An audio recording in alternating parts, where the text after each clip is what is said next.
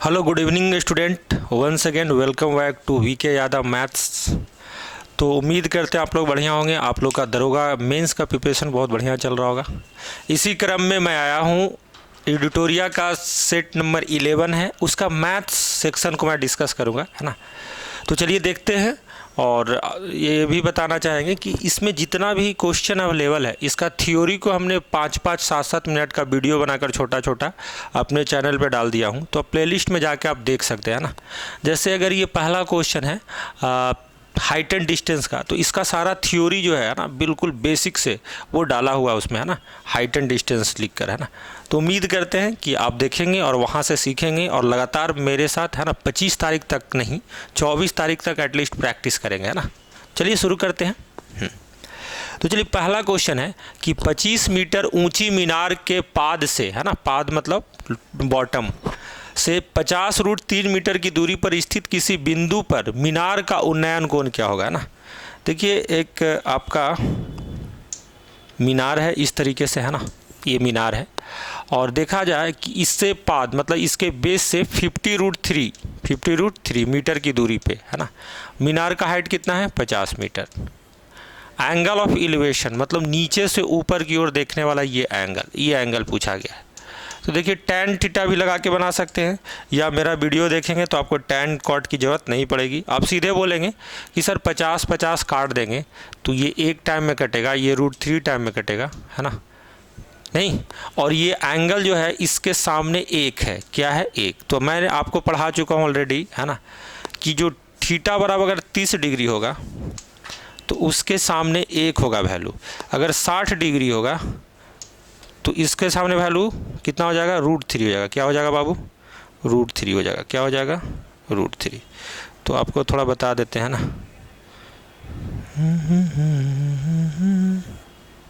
हाँ, तो ये क्या हो जाएगा बाबू, √3 हो जाएगा।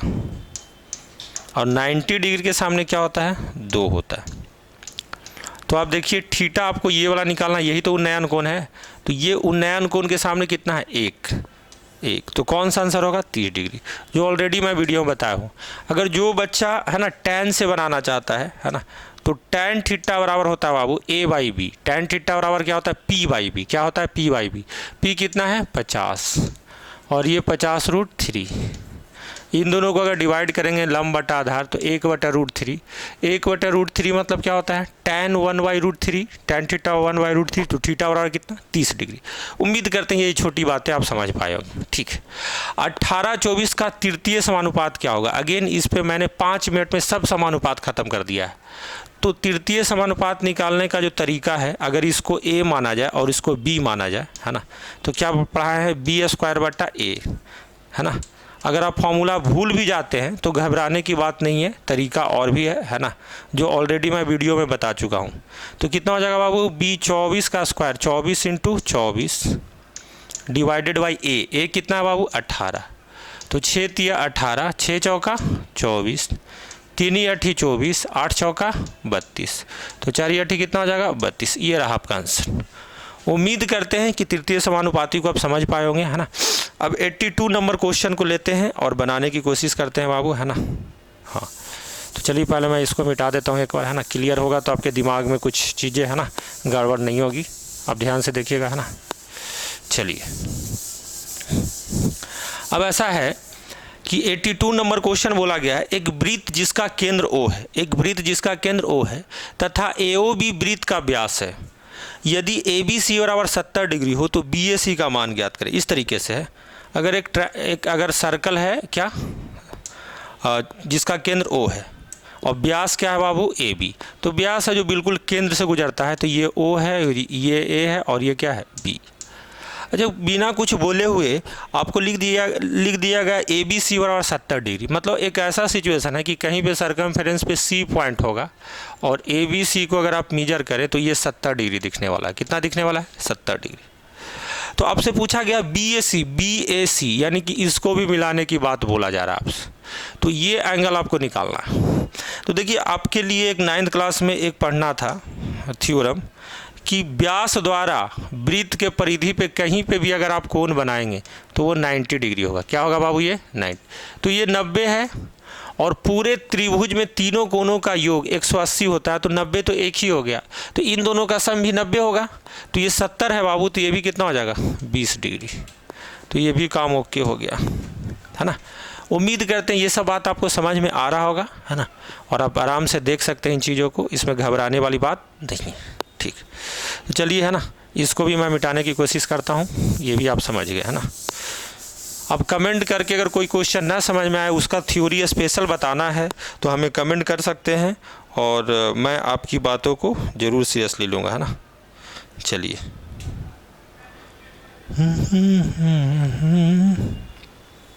चलिए तीसरा क्वेश्चन है ना, थोड़ा बड़ा ही कर देता हूँ, चलिए और थोड़ा ऊपर कर दूंगा तो आगे भी काम चल जाएगा, है ना। देखिए 3 और 4 क्वेश्चन नंबर पर फोकस किया जाए, है ना। चलिए ध्यान से देखते हैं बालक, है ना, 3 और 4 नंबर क्वेश्चन को। देखिए 3 नंबर में अगर देखें क्वेश्चन को, सो सॉरी बालक, हाँ 3 नंबर, ध्यान से देखिएगा, 3 नंबर आपको स्क्रीन के ऊपर दिख रहा होगा, है ना। और 3 नंबर अगर आप देखेंगे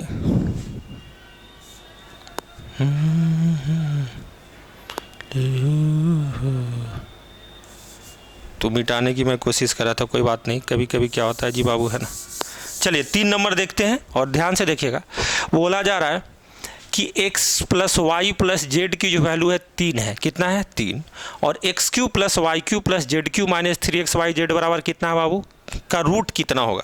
तो देखिए जब ये नॉर्मली अगर निकालना रहे तो फॉर्मूला जो x³ + y³ + z³ - 3xyz का, है ना, रूट बाद में हम लोग निकाल लेंगे। ये जो फिलहाल में फॉर्मूला होता है आपका x + y + z into x² + y² + z², है ना, माइनस xy + yz + zx होता है, ये फॉर्मूला होता है। अगर ये रूट वाले टर्म को निकाला जाए तो इसको मैं अगर ब्रैकेट में ले लूँ और इतना का वैल्यू अगर निकालना हो तो आई थिंक ये बात समझ में आ रहा होगा। अब इसमें वैल्यू अवेलेबल क्या है, x + y + z कितना बाबू 3 है, इंटू समथिंग का स्क्वायर y² z², ये वैल्यू कितना 101, और 101 माइनस ये जो वैल्यू आएगा इसको मान लेते हैं कांस्टेंट k, है ना, कांस्टेंट क्या निकाल लिए k। अब हमें पता नहीं है xy + yz + zx नहीं पता, लेकिन इतना कंफर्म हो गया कि जो भी आंसर आने वाला 19 नहीं होगा, 3 का मल्टीपल ये नहीं है, 20 नहीं होगा, 24 हो सकता है और 21 हो सकता है, इन दोनों में से कोई एक आंसर हो सकता है बालक, मेरा ये कहना है। बोलेंगे सर ये तो डबल डीप हो जाएगा KBC वाला, हम बोलेंगे तब तो आपको xy + yz + zx निकालना होगा जी। हम बोलेंगे सर ये भी एक तरीका है कि इन दोनों में कुछ ना कुछ रिलेशन होगा और इसके द्वारा xy yz और zx निकल सकता है। आप बोलेंगे यस, तो अगर x + y + z का स्क्वायर कर दें, क्या कर दें बाबू, स्क्वायर कर दें, यानी 3 का अगर आप स्क्वायर कर देते हैं तो फॉर्मूला जो बनेगा, मतलब इसका होल स्क्वायर करेंगे तो इसका होल स्क्वायर का फॉर्मूला क्या होगा, x² + y² + z² plus 2xy + yz + zx, यानी कि वही बात जो k आपको निकालना है। और ये जो वैल्यू है कितना दिया गया है, तो ये है बाबू 101 + 2k, अगर घटाएंगे बाबू तो ये 92 आएगा और माइनस में आएगा, तो k की वैल्यू कितनी हो जाएगी, तो k की वैल्यू हो जाएगी 46 दूनी 92 - 46। तो अगर -46 अगर आप देखते हैं, है ना, तो -46 अगर यहाँ पे रखेंगे बाबू तो 3 × 46 अगर आपका है और माइनस में है तो माइनस माइनस प्लस हो गया, कितना हो जाएगा 147, यानी 3 × 147 ये पूरा का वैल्यू है ब्रैकेट वाला का, और इसका चाहिए रूट, तो 3 × कितना हो जाएगा बाबू 49, तो डबल 3 है, एक 3 बाहर निकलेगा 7 निकलेगा, 7 या कितना हो जाएगा 21। उम्मीद करते हैं कि ये बात आपको समझ में आया होगा, आपको बिल्कुल क्लियरली विजिबल दिख रहा होगा आपको, है ना। अगर ये चीज़ें आप समझ गए हैं तो मज़ा आने वाला है ना। और इसका भी मैं छोटा वीडियो बनाकर डालने की कोशिश करूँगा इन सभी फार्मूला का, है ना। तो चलिए, है ना, जितना हो सकता है उतना हम प्रयास करेंगे बालक, और चलते हैं आगे बढ़ते हैं, है ना, और देखते हैं, मिटाते हैं इन चीज़ों को। आप देख चुके हैं सब, है ना। चलिए अगला क्वेश्चन आपके स्क्रीन के ऊपर है, दिख रहा होगा, तब तक क्वेश्चन को आप पढ़ सकते हैं या आपके पास सेट होगा तो सेट से भी देख सकते हैं कि tan theta plus sec theta बराबर x है बाबू। तो tan थीटा का मान x के रूप में निकालें। देखिए जब भी ऐसा प्रश्न आता है आपके मन में ये आना चाहिए गुरुजी sec theta plus tan theta बराबर x दिया गया है ना, उल्टा करके लिख दिया, इससे कोई फर्क नहीं पड़ेगा, इसलिए लिखे हैं बाबू क्योंकि हमारे पास ऑलरेडी एक फॉर्मूला होता है sec square theta minus tan square theta बराबर 1। आप बचपन में जरूर पढ़े होंगे sec square theta minus tan square theta बराबर 1।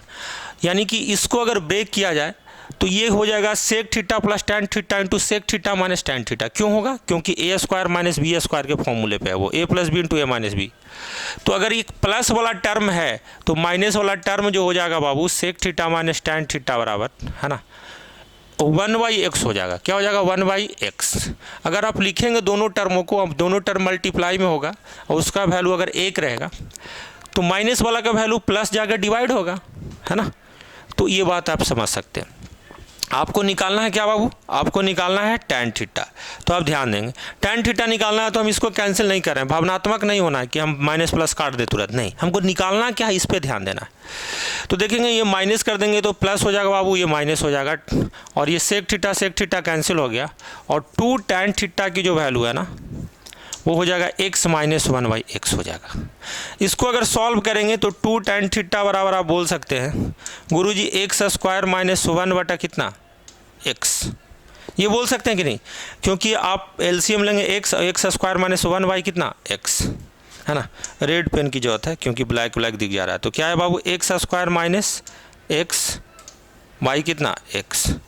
अगर क्रॉस मल्टीप्लिकेशन करेंगे तो tan थीटा बराबर हो जाएगा x स्क्वायर माइनस 1 कितना 2x। तो ये आपका आंसर हो गया। उम्मीद करते हैं कि यहाँ तक आपको समझ में आ गया होगा, है ना।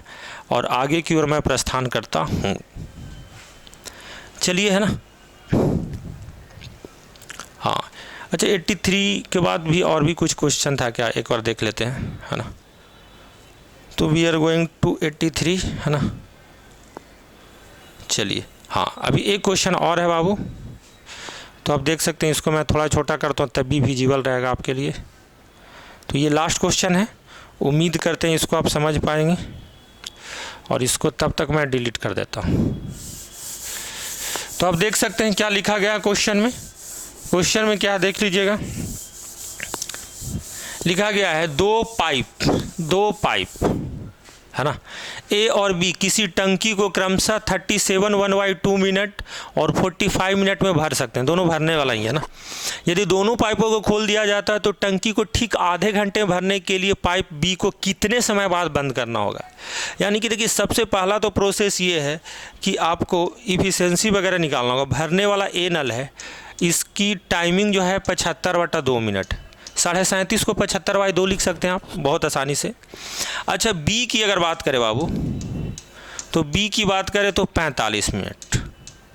इन दोनों का एलसीएम अगर आप ले लें, है ना, तो आप अलग अलग तरीके से एलसीएम ले सकते हैं अपनी क्षमता के अकॉर्डिंग, है ना। कोई थोड़ा सा कमज़ोर होगा तो लाइन बना के लेगा, है ना। किसी को पहाड़ा आएगा तो इसको 2-3 बार करके देखेगा तब भी निकाल सकता है। जैसे 75 को 3 से गुना किया जाए तो 225 और 45 × 5 225, यानी 225 लीटर का हमने क्या लिया एलसीएम में, टंकी लिया 225 लीटर, ठीक है। अब 75/2 मिनट में इतना लीटर भर जाता, तो 1 मिनट में भरने के लिए क्या करेंगे, इतना डिवाइडेड बाई इतना, तो ये 3 से कटेगा कि नहीं, और 2 ऊपर जाके गुना होगा, तो 3 दूनी 6 लीटर पर मिनट है जी। 6 लीटर कितना मिनट है बाबू, पर मिनट। ये देखें तो 5 लीटर पर मिनट। तो देखो जी, ये सिंपल चीज़ है, यहाँ तक सबको आना चाहिए। अब इसके बाद कहानी ये स्टार्ट होती है बाबू कि दोनों पाइपों को एक साथ खोला गया, ए और बी पाइप को खोला गया, और बी को कितने मिनट में बंद करें। हम मान लेते हैं कि इतना मिनट में बंद कर दिए कि पूरी टंकी भर जाए आधे घंटे में, मतलब 30 मिनट में, क्योंकि मिनट में कैलकुलेशन हो रहा है ना, तो 30 मिनट में भर जाए। 30 मिनट भरने का मतलब ये होता है बाबू कि यहाँ पर ये समझना है कि बी को बंद कर देगा और पूरी टंकी भर रहा 30 मिनट में, मतलब ए को तो कभी बंद किया नहीं गया है। तो क्या यहाँ से हम ये पता कर पाएंगे कि ए आधे घंटे तक पूरा चल रहा है तो ए आधे घंटे में कितना पानी भरेगा। क्योंकि ए को तो बंद किया नहीं गया था और ये शुरू से लेकर कहाँ तक है, लास्ट तक। हम बोलेंगे सर आधे घंटे यानी 30 मिनट में कितना पानी भरेगा, ये निकालना आसान है क्योंकि इसका इफिशियंसी दे रहा है 6 लीटर पर मिनट और 30 मिनट तक चला है आखिरी तक। तो 180 लीटर तो अकेले कौन भर रहा होगा, ए। 180 लीटर कौन भर रहा है अकेले, ए। तो बी के हिस्से में कितना पानी होगा, तो टोटल कैपेसिटी है 225। कितना है, 225। तो 225 में से 180 जाएगा बाबू, है ना, घटा देते यहीं पे। 225 में से 180 जाएगा तो कितना बचेगा, 45। कितना बचेगा, 45। इस 45 को ही भर रहा होगा ना बी, कितना मिनट में भर दिया होगा ये 45 लीटर। तो हम बोलेंगे 45, एफिशिएंसी बी का कितना है, 5 लीटर पर मिनट। तो 5 लीटर पर मिनट से अगर डिवाइड करेंगे तो लीटर लीटर कैंसिल, 5 9 45, यानी कि 9 मिनट में क्या कर देगा, ये भर देगा। 9 मिनट में 9 मिनट तक चलेगा, तभी तो यहाँ तक 45 भरा होगा। तो इसका उत्तर क्या हो जाएगा बाबू, 9 मिनट। तो आई होप आपको समझ में आ गया होगा ये क्वेश्चन, है ना। ये बहुत पुराना क्वेश्चन है, एसएससी का क्वेश्चन है। अभी एडिटोरिया वालों ने कैसे दे दिया बालक हमको नहीं पता, है ना। With due respect to all, है ना। चलिए क्वेश्चन पढ़िएगा। एक आयत की लंबाई में 40% की वृद्धि हो जाती है, चौड़ाई को किस प्रतिशत से कम किया जाना चाहिए ताकि क्षेत्रफल अपरिवर्तित रहे। देखिए हम लोग बचपन में ही पढ़े हैं कि अगर एरिया बराबर लंबाई इंटू चौड़ाई है, अगर क्या, ये तो होता ही है। तो यहाँ पे ये पढ़ रहे हैं कि बाबू अगर इसको अपरिवर्तित रखना है ना, तो लेंथ और ब्रेथ ये दोनों एक दूसरे के उल्टा होना चाहिए। एक दूसरे क्या होना चाहिए, उल्टा, रेसिप्रोकल। अब देखो इसको रेशियो से बना सकते हैं या उन बालक के लिए, है ना, जो पहली बार या दरोगा मेंस के समय ही मैथ्स पढ़ रहे हैं तो उनको समझ में आना चाहिए। इसके लिए, है ना, मैं रेशियो नहीं लिखूंगा, ठीक है। मैं ये बोल रहा हूँ कि 40% की वृद्धि होती है आयत की लंबाई में, यानी कि लंबाई अगर पहले 100 थी बाबू तो बढ़कर 140 मीटर हो गया। तो चौड़ाई जो है जस्ट इसके उल्टा होगा, 140 से 100 होगा बाबू। तभी लेंथ इंटू ब्रेथ करेंगे तब दोनों जगह सेम होगा, नहीं उल्टा करेंगे जब तो सेम नहीं होगा बाबू। हाँ, तो कहने का मतलब कि 140 से कम करना होगा। ये 40 से बढ़ा है तो ये 40 से क्या होगा बाबू, कमेगा। 40 से क्या होगा, कमेगा। लेकिन यहाँ 40 से भी बढ़ा था, 40% से भी बढ़ा था 100 पे, लेकिन क्या ये 40% होगा, नहीं होगा। इसी बात को समझना है। ये 40% इसलिए नहीं होगा बाबू क्योंकि 140 में 40 कम रहा है और ये 100 में 40 बढ़ा था तो 40% हो गया था। ये 40 कमा है कितना में, 140। तो परसेंटेज कमी जो हो जाएगा, 40 कमा है कितना में, 140 इंटू बाबू 100। तो परसेंटेज का मतलब क्या होता है, 100 में कमना। 20 दूनी 40, 20 है 140। 2/7 या 200/7 का परसेंटेज होता है बाबू 28.4/7%। आई होप आप लोग समझ गए होंगे। तो इतना लिखना नहीं होता है ना डायरेक्टली बाबू, है ना। एसएससी वगैरह के लिए अगर पढ़ते हैं तो इतना समय नहीं होता एग्जाम में। डायरेक्टली 40% को लिखेंगे क्या, 2/5। 2 क्या हो गया बाबू, 5। देखिए 2/5 हो गया, यानी कि 5 से बढ़कर 7 हो गया, है ना लंबाई। तो चौड़ाई क्या हो जाएगा, 7 से 5 हो जाएगा। कितना का कमी हुआ, 2 का कमी हुआ। कितना पर, 7। 2/7 का डायरेक्टली परसेंटेज क्या होता है बाबू, ऐसे 100 से गुना भी कर दो अगर मान लिया आपका कैलकुलेशन ठीक नहीं है तो 28.4/7%।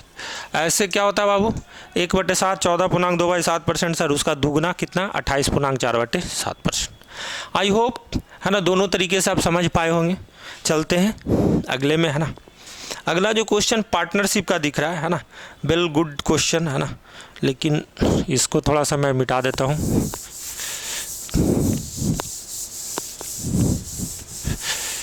चलिए फटाफट हो जाएगा, है ना, इसलिए मैं ज़्यादा बकवास नहीं कर रहा हूँ, है ना, इधर उधर के डायलॉगबाजी नहीं कर रहा हूँ, है ना, क्योंकि प्रैक्टिस सेट है बालक, है ना, चीज़ों करवाना। देखिए करे 2 किसान कपिल तथा जनक ने 5:4 के अनुपात में धन लगाकर व्यवसाय शुरू किया, है ना। कपिल 8 माह तक धन लगा रहा था और अंत में कुल आय को इन दोनों में 4:5 के अनुपात में बांट दिया गया। तो जनक का धन कितने माह तक निवेशित रहा। देखिए पूरे चैप्टर में एक ही फॉर्मूला काम करता है जो शुरू से लास्ट तक होता है, profit equal to capital into time. लाभ बराबर निवेश इंटू समय। लाभ बराबर क्या होता है बाबू, निवेश इंटू समय, है ना। तो अगर बात करें कि कितना कैपिटल है, 5 है किसका, जनक का, सॉरी कपिल का कितना बाबू 5 और जनक का कितना है 4। कपिल का 5 है, जनक का कितना है 4, ठीक है। तो जनक का लिख दिए 4, कपिल का 5।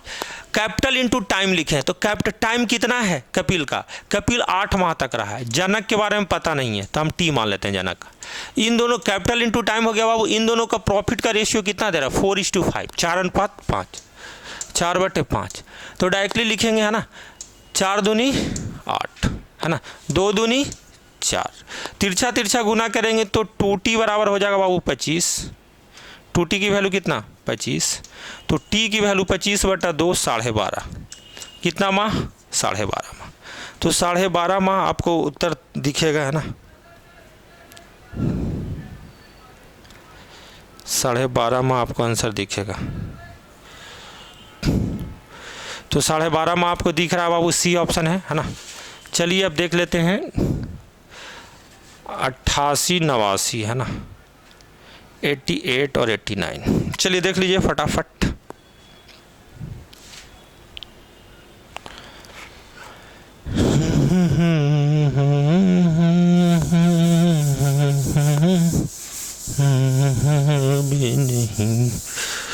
धीरे धीरे से मेरी जिंदगी। चलिए क्वेश्चन ये है बाबू है ना कि 2 उम्मीदवारों के बीच एक चुनाव में एक उम्मीदवार को कुल वैध मतों का 40% प्राप्त हुआ। ठीक है, वैध मतों का 40%। ठीक है, तो वैध मत है कितना ये देखने के लिए इसमें दिया गया है, और 30% मत अवैध थे, इनवैलिड थे है ना। यदि मतों की कुल संख्या 7500 थी तो दूसरे उम्मीदवार को कितना वैध मत प्राप्त हुआ? देखो जो टोटल जो मत है वो 7500, ये अपने आप में 100% है। इसमें अगर 30% इनवैलिड है तो 70% वैलिड होगा। 70% को 7/10 बोलेंगे है ना। और जो भी वैध मत है ये भी अपने आप में 100% है। इस 100% में से ये पूरा 100% है ना, इमेजिनरी में आपको सोचना है कि ये 100% है। इसमें से 40% एक कैंडिडेट को मिला, तो अभी भी 60% बच रहा है क्योंकि ये पूरे 100% है। तो 60% को बाबू कितना लिखेंगे? 3/5। बस इतना ही एग्जाम में करना होता है बस, और कोई दिक्कत वाली बात नहीं। ऐसे ये सब का वीडियो मैं डालूंगा है ना, या डाल ही रहा हूँ, प्लेलिस्ट में जाएंगे तो इलेक्शन नाम से बना हुआ है ना। आई होप आप समझ पाएंगे है ना। आप देख रहे हैं है ना कि ये 5 से काटेंगे बाबू, 1 शून्य पहले काटते हैं तो 5 से काटेंगे तो 150 टाइम है ना। और 150 इंटू 7 अगर कर देंगे तो 15×7 105, 10,050 इंटू 3 कर देते हैं तो ये 315 हो गया बाबू, और 1 शून्य हो गया। 3150 is the correct answer. Where is the answer? This is the answer. 3150 is the correct answer. I hope आपको समझ में आया होगा। चलिए और आगे चलते हैं बाबू। एक रेलगाड़ी किसी टेलीफोन खंभे को 1 सेकंड में तथा 150 मीटर लंबे प्लेटफॉर्म को 7 सेकंड में पार करती है, तो रेलगाड़ी की चाल क्या है? देखिए जाहिर सी बात है, अगर खंभे को पार करने में 1 सेकंड ले रहा है तो अपनी केवल लंबाई को पार कर रहा होगा खंभा में है ना, खंभा के पास, क्योंकि खंभा का कुछ भी लेंथ थोड़ी होता है, मतलब खंभा के जस्ट अपनी लंबाई को लेकर आगे जा रहा होगा। लेकिन 150 मीटर लंबे प्लेटफॉर्म को पार करने में 7 सेकंड ले रहा है, यानी कि जाहिर सी बात है अपना लंबाई भी पार किया होगा, प्लेटफॉर्म भी पार किया होगा। तो इसमें से 1 सेकंड तो लगा होगा किसमें? अपनी लंबाई को पार करने में, 7 में है ना। तो 1 सेकंड इसमें लगा है, तो 6 सेकंड बाकी जो बचा होगा बाबू वो किस में लगा होगा? वो लगा होगा क्या? प्लेटफॉर्म को पार करने में है ना। तो प्लेटफॉर्म को पार करने में रेलगाड़ी को अगर 6 सेकंड लगता है और प्लेटफॉर्म की लंबाई कितना है बाबू? 150 मीटर, तो डायरेक्टली बोल सकते हैं सर स्पीड बराबर जो ट्रेन की स्पीड है 150 मीटर पार कर रहा है कितना में? 150 पार कर रहा है 6 सेकंड में। तो ये मीटर पर सेकेंड, इसको किलोमीटर पर आवर में चेंज करेंगे तो 18/5। This is the your answer. Speed बराबर क्या? डिस्टेंस बटे टाइम। 150 मीटर का प्लेटफॉर्म कितना सेकंड में? 6 सेकंड में।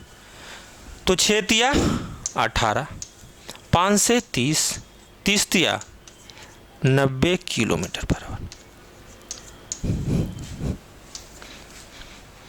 तो अगर ज़्यादा फास्ट बता रहे होंगे या ज़्यादा हम शॉर्ट बता रहे होंगे तो आपको कमेंट करना होगा बालक है ना, क्योंकि ये आपके लिए ही है ना। चलिए आगे चलते हैं, और विजिबल ही होगा आई थिंक है ना। चलिए ये अब आ जाते हैं, ये 2 क्वेश्चन कर लेते हैं पहले है ना, 90 और 91। चलिए हम थोड़ा मिटा देते हैं बालक है ना।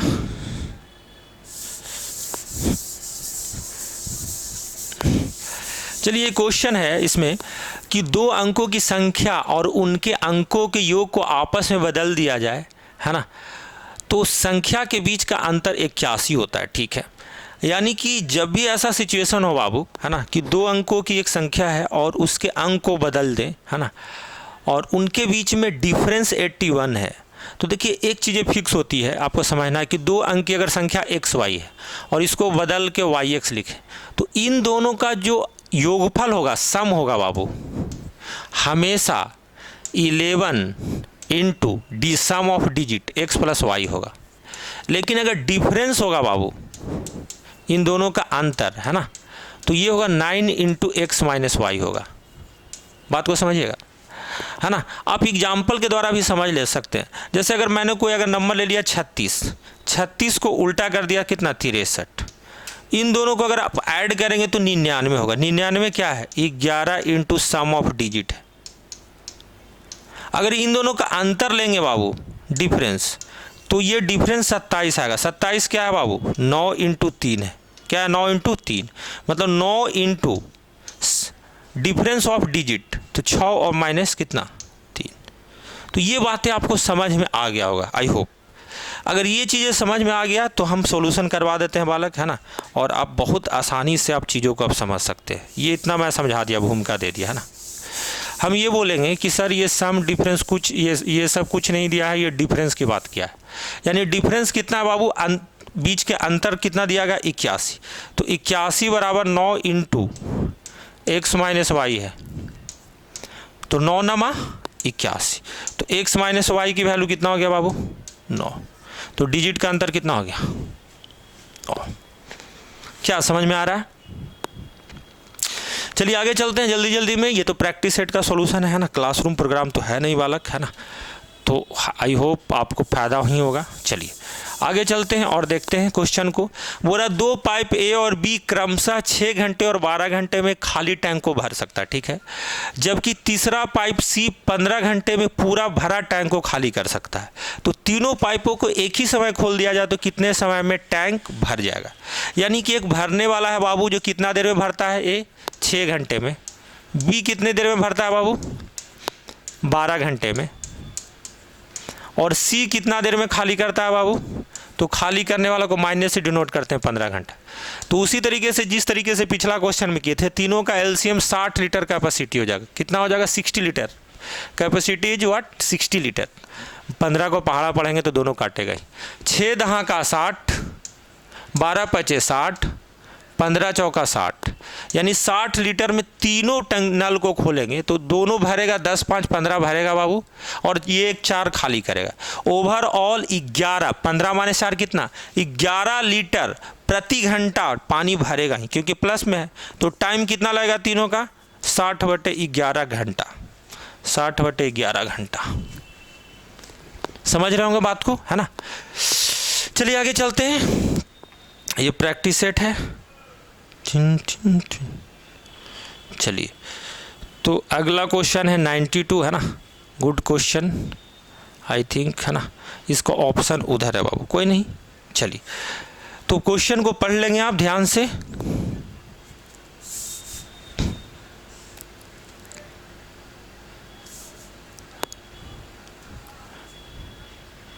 चलिए कभी कभी सेंसर जो है ना गड़बड़ हो जाता है, कोई नहीं।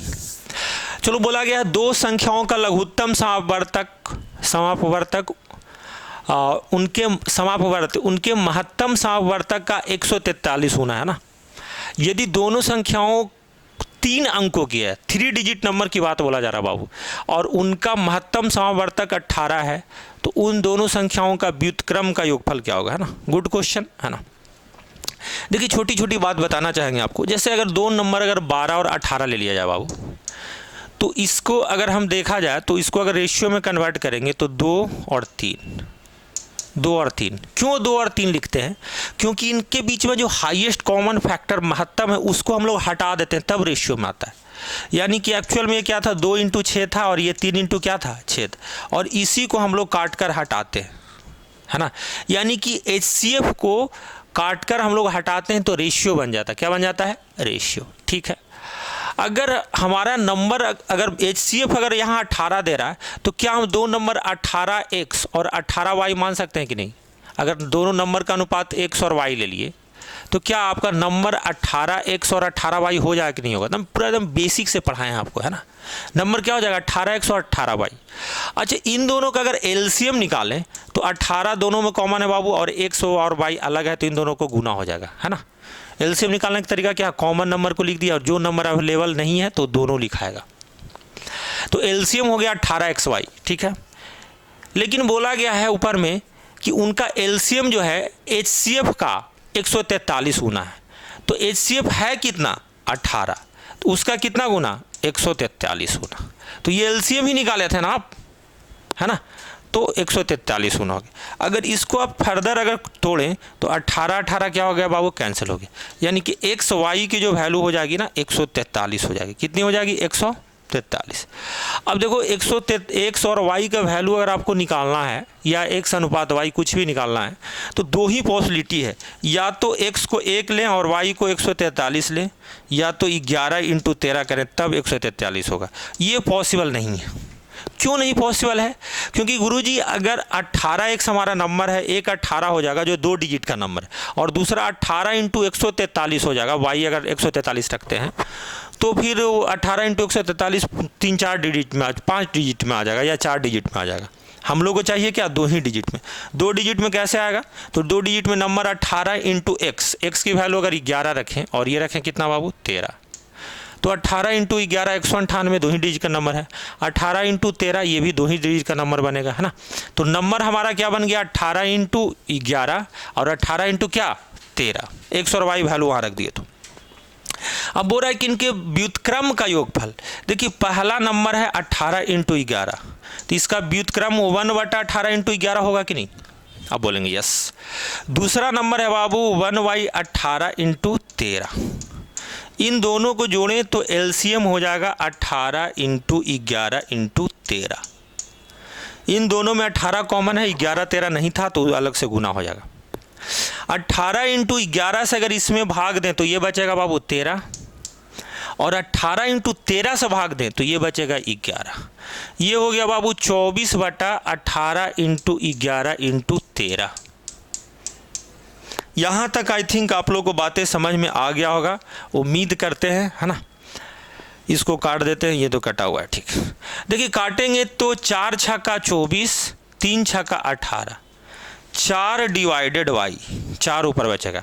देखिए 11 को 13 से गुना किया जाए तो 143, और 3 से गुना कर दिया तो 143 × 3 429, 3 × 9 14 × 42, तो 143 × 3 कितना हो जाएगा? 429। आई होप यही आंसर होना चाहिए, है ना। जब हम लोग आगे बढ़ेंगे तो देख लेंगे। चलिए, है ना, तो एक बार देख लेते हैं क्या यही आंसर है। हाँ बाबू, ऑप्शन नंबर ए है, ठीक है।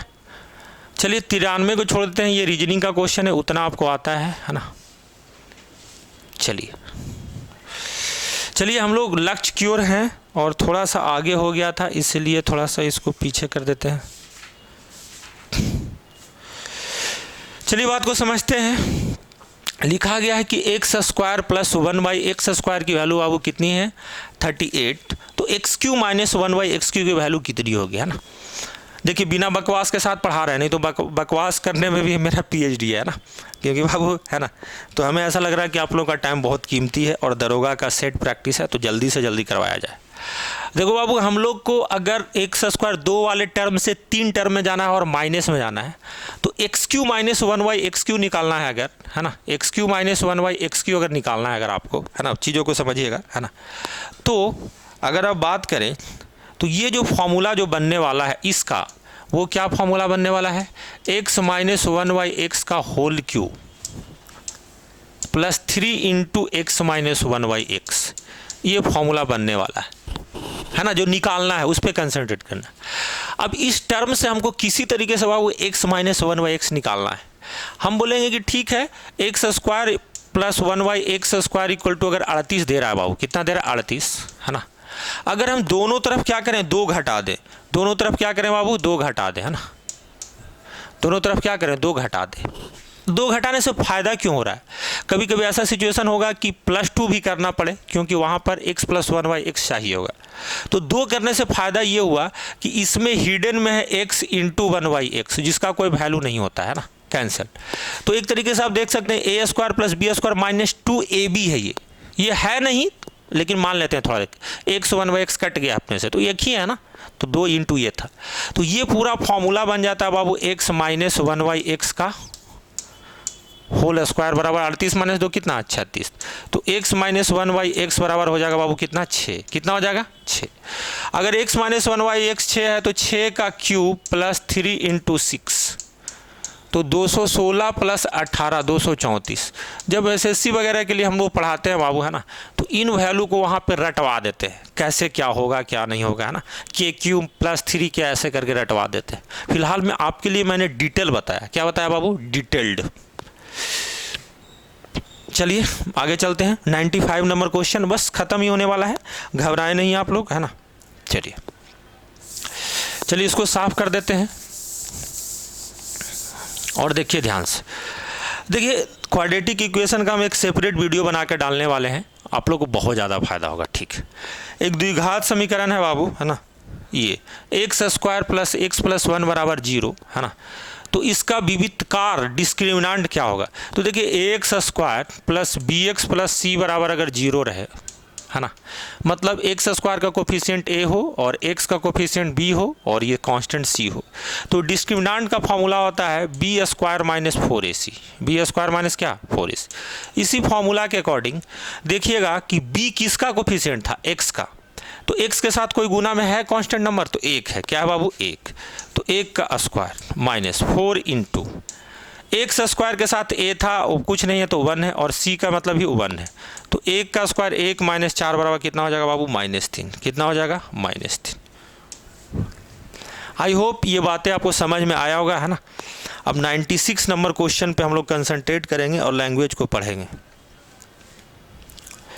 चलिए है ना, देखते हैं ए कॉमा बी और सी की औसत आयु 65 वर्ष है, डी के शामिल होने पर औसत आयु 60 वर्ष हो गया। देखिए पहले 3 लोग थे और एक एक्स्ट्रा लोग आ गए तो 60 वर्ष हो गया, कोई नहीं, कोई दिक्कत नहीं।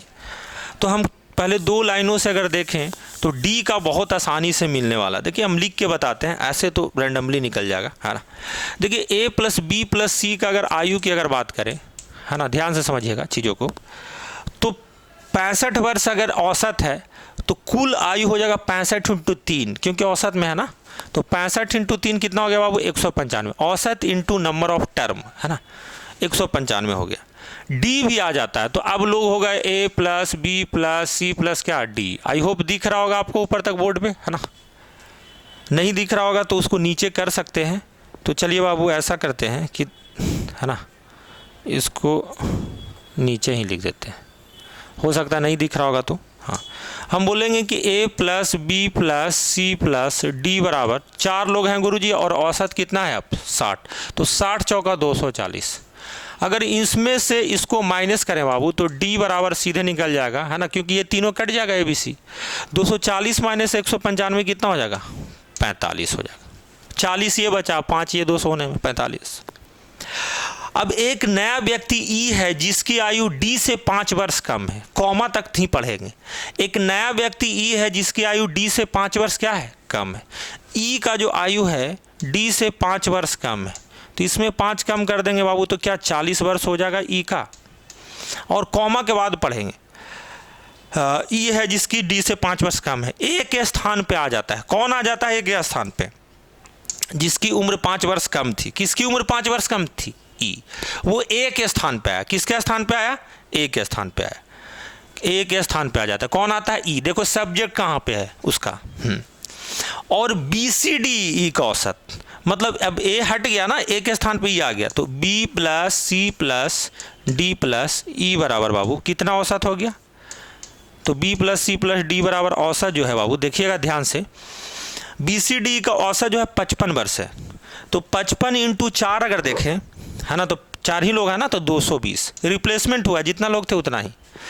तो आपसे पूछ रहा है कि ए की आयु क्या है, तो देखिए बी सी डी ई है 4 ये और 4 वाला ये है, तो इसमें को अगर हम ऊपर लिख दें कि A plus B plus C plus D A plus B plus C plus D बराबर कितना बाबू 240, इसको अगर हम माइनस कर दें, क्या कर दें माइनस कर दें, तो फायदा क्या होने वाला है माइनस करने से, अब ध्यान से देखिए है ना, बी से बी कैंसिल हो गया, प्लस माइनस सी से सी कैंसिल हो गया, डी से डी कैंसिल हो गया, क्या बचेगा ए माइनस ई, ए माइनस क्या बचेगा बाबू ई, बराबर 240 माइनस 220 कितना बचेगा 20। अब यहाँ पर देखिएगा ई की उम्र 40 वर्ष ऑलरेडी निकाले हुए हैं, अब बोलेंगे यस, तो ए माइनस 40 बराबर हो जाएगा बाबू कितना 20, तो ए बराबर माइनस उधर जाके कितना हो जाएगा प्लस, तो 60 वर्ष आंसर होगा। आई थिंक ऑप्शन में दिखेगा, नहीं दिखेगा तो मैं स्लाइड करके दिखाता हूँ, है ना। तो आप देख सकते हैं इस सॉल्यूशन को, सॉल्यूशन यहीं पे रहेगा, मैं इसको खिसका देता हूँ। तो देखिए 60 वर्ष सी ऑप्शन है बाबू।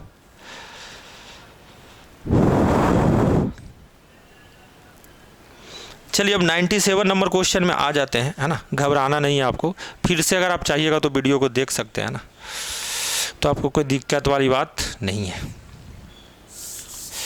क्वेश्चन को तब तक पढ़िए जब तक मैं मिटा रहा हूँ, जब तक आप पढ़ें, बिना बकवास किए हुए। इतना अच्छा सॉल्यूशन दे रहे हैं बाबू, है ना, आप कंपेयर कर सकते हैं किसी से, बकवास नहीं कर रहे हैं बिल्कुल, है ना। बोला यदि कोई राशि 4 वर्षों में चक्रवृद्धि ब्याज की दर पर 3 गुना हो जाती है तो उसी ब्याज की दर पर वह कितने वर्षों में 27 गुना हो जाएगी। तो देखिए बाबू, मान लेते हैं कि 1 रुपया कोई मूलधन है, 3 गुना होने का मतलब है 3 रुपया हो जाना, कितने वर्षों में 4 वर्षों। यानी कि चक्रवृद्धि ब्याज का ये नेचर हो गया कि हर एक 3 वर्ष में तिगुना होने का सीन बोला जा रहा है। तो फिर से अगर 4 वर्ष लेंगे तो ये क्या 3 गुना 3 तिया 9 हो जाएगा कि नहीं, और फिर से 4 वर्ष लेंगे बाबू तो 9 तिया कितना हो जाएगा 27, हमेशा 3 गुना हो रहा है, अब दिख रहा होगा 3 तिया 9, 9 तिया 27, तो एक बार 4 साल और आया तो 4 कितने बार हुआ, 4 4 12, 4 4 4 कितना वर्ष 12 वर्ष। क्या अगला क्वेश्चन अवरोही क्रम में समझाना, अवरोही मतलब डिसेंडिंग ऑर्डर, है ना, घटते क्रम में। किस में सजाना बाबू, घटते क्रम में। स्क्रीन पे आप लोग देख लेंगे, है ना। तो घटते क्रम में अगर आपको सजाना है, किस में सजाना है, घटते क्रम। घटते क्रम में सजाने के लिए देखिए बहुत सारा चीज़ें होती है ना, बहुत सारा ऑप्शन है, और ऑप्शन में आप देखेंगे कि सब डिजिट सेम है। तो सब डिजिट सेम है तो कोई भी एक ऑप्शन ऐसा ले लेंगे जिसमें डिजिट आपको ठीक ठाक दिख रहा है, या कोई भी ऑप्शन ले सकते हैं, ठीक ठाक दिखने का कोई मतलब नहीं है ना। अगर हम 11/7 की बात करें, किसकी बात करें 11/7, और ये बात करें बाबू 7/11, ये 5/9, और ये बाबू 8/15। तो देखिए तरीका बहुत सारा है ना, कि डिफरेंस लेके गुना करेंगे, ऊपर वाला न्यूमरेटर को बनाएंगे, है ना। तो देखो दरोगा की तैयारी कर रहे हो, वो सब चक्कर में मत पड़ो, है ना, उसमें लाइक सब्सक्राइब वाला चक्कर में कि ऐसे हो जाएगा वैसे। अब सीधा सीधा ऐसा करना, आप अपने बचपन की चीज़ों पे भरोसा कीजिएगा, है ना, जो भाग पढ़ाया गया था स्कूल में। अपने मन से सब में एक 0 बढ़ा दो, मतलब 10 से गुना कर रहे हैं, और भाग दे के देख लेते हैं सीधा सीधा, क्योंकि वहाँ पर दिमाग में कोई उधर से डिफरेंस से गुना कर देगा, कोई उधर से कर देगा, हो जाएगा लोचा। चुपचाप ऐसे करो जी। देखो 7 से 110 को भाग दोगे, ध्यान से समझना, अगर पहाड़ा आता होगा तो 7 से अगर 17, ये 17 है ना बाबू, कितना ये 17, तो 17 से अगर भाग दोगे बाबू तो आपको पता है कि 17 छक्का 2 तल से होता है, 6 पॉइंट, है ना। 17 छक्का 102, अभी भी 8 बचा है कि नहीं, 8 0 80 दशमलव के बाद, और 17 चौका 68, क्योंकि 80 तो कटेगा नहीं, 17 चौका 68 ही होगा, है ना। तो 6.4 उसके बाद भी कुछ आएगा, तो यहीं तक रहने देते हैं, यानी पहला नंबर ये हो। दूसरा नंबर 11 छक 66, देखिए इसमें 6 आ रहा है बाबू, और 66 के बाद 4 आएगा और 0 लेंगे, दशमलव है तो 11 तिया 33, तो ये 6.3 आया बाबू। 50 को 9 से भाग, 9 बचे 45 दशमलव, फिर 5 बचेगा तो 5.5 बाबू। 80 को काट सकते हैं, 16 पचे 80, 3 पचे 15, तो 3 पचे 15 दशमलव, एक शेष बचेगा, फिर 1 को 3 से भाग देंगे और 0 लगाएंगे 1 पे, तो 3 तिया 9। अब देखेंगे जो ऑप्शन मैंने सेलेक्ट किया था वो घटते क्रम में, 6.4, 6.3, 5.5, 5.3, तो वो सब ज़्यादा टेक्निक पर आपको भरोसा नहीं करना है। एग्जाम में बड़ा करके 0 करके लिख दीजिएगा, इनफैक्ट किसी भी नंबर से गुना किया जा सकता है ऊपर में, है ना, कोई घबराने वाली बात नहीं। अब 99 नंबर क्वेश्चन को देख लेंगे बालक, है ना, और मज़ा आएगा, है ना।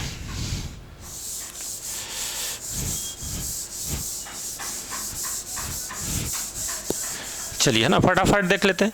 बोला 45 लीटर के एक मिश्रण में दूध और पानी का अनुपात जो है 3:2 है, तो इसमें कितना पानी मिलाया जाए कि अनुपात 9:11 हो। तो देखो इस क्वेश्चन को, बहुत ही आसान क्वेश्चन है, इसको बनाने का बहुत सारा तरीका हो सकता है, लेकिन मेरा कंसेप्ट समझ में आ रहा है कि नहीं आप देख लीजिएगा, है ना।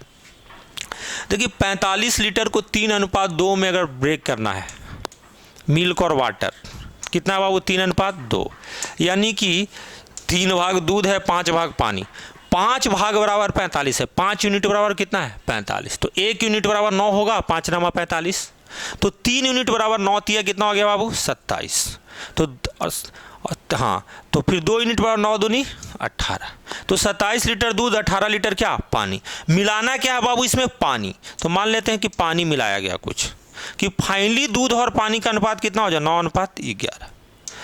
तो देखो बाबू ऐसा है कि कुछ मिलाया नहीं गया था दूध में, यानी 9 यूनिट है ये, और 9 यूनिट बराबर 27 का 27 है, ये 3 गुना है कि नहीं, आप बोलेंगे यस, तो ये भी बाबू 3 गुना होना चाहिए जोड़ने के बाद यहाँ पे ये दोनों मिलाकर, तो 11 तिया कितना हो जाएगा 33, तो 18 में कितना जोड़िएगा कि 33 लीटर हो जाए, तो आप बोलेंगे सर 15 लीटर जोड़ना होगा।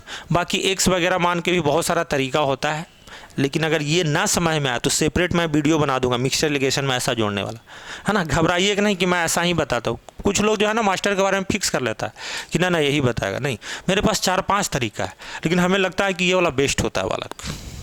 चलिए आखिरी क्वेश्चन है, उसके बाद हम लोग शहनाई बजाएंगे, है ना। देखो आखिरी जो क्वेश्चन दिख रहा है 100 नंबर क्वेश्चन बाबू, नो डाउट सुंदर क्वेश्चन है, लेकिन ये बहुपद का क्वेश्चन है ना, सॉरी, ठीक है। चलिए अब ख़त्म ही होने वाला है, ध्यान से देख लेंगे। देखिए बोला गया है कि अल्फा और बीटा जो बहुपद का मूल है ना, रूट है, x² + 3x + k के मूल है, तो अल्फा माइनस बीटा 5 है, तो k का मान बताएं। तो देखिए हम लोग अगर इस तरीके का क्वाड्रेटिक इक्वेशन होता है बाबू, ax² + bx + c = 0, तो हम लोग को दो चीज़ बहुत आसानी से पता चल जाता है। क्या पता चलता है, तो सम ऑफ रूट्स, मूलों का योगफल, अल्फा बीटा दिया तो ये क्या होता है बाबू -b/a, और दूसरा पता होता है अल्फा × बीटा = c/a, c/ क्या होता है a। तो यहाँ पर देखेंगे कंपेरिजन करेंगे तो a की वैल्यू 1 है और b की वैल्यू 3 है। मैं लिख देता हूँ पहले, a की वैल्यू कितना है बाबू 1, b की वैल्यू कितना है 3, है ना, और c की वैल्यू कितना है k। ये 3 चीज़ आपको पता है ना, ठीक है। अगर हम अल्फा प्लस बीटा जो डायरेक्टली फॉर्मूला है हमारा, अल्फा प्लस बीटा अगर हम निकालें तो -b/a होगा, तो -3 अगर ऑलरेडी है बाबू तो -3/1 यानी 1 ही होगा। और क्वेश्चन में दे रहा है क्या, अल्फा माइनस बीटा बराबर कितना दे रहा है बाबू, क्वेश्चन में 5 दे रहा है। कितना दे रहा है 5। अगर कोई भी एक वैल्यू निकालना चाहते हैं तो आप जोड़ सकते हैं बाबू, क्या कर सकते हैं, जोड़ सकते हैं। बीटा और बीटा क्या कैंसिल, तो 2 अल्फा बराबर जोड़ेंगे तो बाबू 5 - 3 कितना हो गया 2, तो अल्फा की वैल्यू कितना हो गया 1। अल्फा अगर 1 है किसी भी इक्वेशन में रखेंगे तो अल्फा अगर 1 रखेंगे तो 1 उधर जाके माइनस बनेगा, है ना, माइनस बनेगा कि नहीं, और -3 माइनस से कितना हो जाएगा -4, तो बीटा की वैल्यू कितना होगा बाबू -4। कितना होगा बीटा की वैल्यू -4, तो अल्फा 1 है, बीटा -4 है। आपको निकालना है के का फॉर्मूला जो है अगर आप देखें तो सी में आ रहा है कि नहीं, तो ये सेकंड वाला में होना चाहिए। तो हम बोलेंगे यहाँ से कि गुरुजी सेकंड जो फॉर्मूला था अल्फा × बीटा = c/a, तो अल्फा की वैल्यू और बीटा की वैल्यू को गुना किया जाए तो -4 है, और c का वैल्यू जो है k है, तो k/ कितना बाबू 1, a की वैल्यू, तो k बराबर कितना हो जाएगा -4। कितना हो जाएगा -4। आई होप मैंने सभी प्रश्नों को आपके अकॉर्डिंग डील किया होगा, या हो सकता है उसके अगल बगल में, क्योंकि आप अलग तरीके से पढ़े होंगे, है ना। मेरा 5-5 मिनट का वीडियो बहुत सारा है ना देखा जा रहा है, व्यूअर भी बढ़ रहा है उसमें, है ना, आप लोगों का सपोर्ट मिल रहा है, बहुत बहुत धन्यवाद। और आप उसको देखेंगे और परीक्षा में BSSC हो या दरोगा हो, आप जाएंगे तो आपको ज़रूर फ़ायदा मिलने वाला है ना। तो आपका जो भी लाइक सब्सक्राइब ही मेरा मोटिवेशन है ना। अब पटना में मैं नया ही आया हूँ, लॉकडाउन के चलते, है ना, मतलब लॉकडाउन नहीं, आंदोलन के चलते ऑफलाइन क्लासेज बंद हो गया, है ना, तो मैं इधर ऑनलाइन में लगातार वीडियो दे रहा हूँ, तो आपकी सपोर्ट की ज़रूरत है। तब तक के लिए है ना, धन्यवाद, बाय बाय, टेक केयर।